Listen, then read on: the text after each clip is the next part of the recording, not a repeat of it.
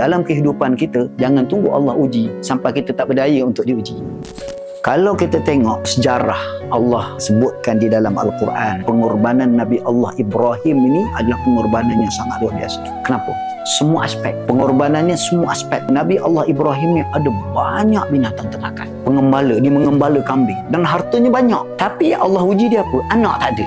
Tengok. Maknanya dalam kehidupan kita, Allah bagi apa? Kerja Allah bagi, kereta besar lah. Orang kata kehidupan kita dah selesalah, kita kata. Selesalah. Bila dalam keadaan selesa, pasti Allah akan uji. Maka dalam peristiwa Nabi Allah Ibrahim, Allah uji pada zuriat. Contoh kepada Nabi Ibrahim, mungkin dalam hidup kita, Allah uji macam-macam lagi. Masing-masing tahulah ujian. Kadang-kadang kenapa Allah uji kita begitu? Kerana Allah nak meningkatkan darjat kita. Satu. Kemudian, satu ketika, Nabi Allah Ibrahim ini ditanya tentang menyembelih binatang. Kata Allah Ibrahim, aku tak ada masalah. 10 ekor, 100 ekor, aku tak ada masalah. Binatang ternakan. Macam kita lah. Nikmat. Kau nak pergi mana? Nak pergi Paris.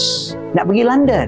Umrah. 10 kali aku pergi tahun ni. Tak ada masalah. Itu bahasa kita lah. Sebab gaji kita ada, kemampuan kita ada. Tapi Allah uji apa dia? Aku perintahkan kamu untuk sembelih anak kamu. Terkejut Nabi Allah Ibrahim. Sedangkan bila mana hidup kita senang, kita doa dapat itu, ini, Nabi Allah Ibrahim berdoa dapat Ismail. Dok minta. Kan ujian dah lalu. Bila kita minta, contohlah kita pergi Mekah, doa dapat nikmat yang Allah bagi. Bila dapat nikmat, di situ ada ujian. Allah kata sembelih.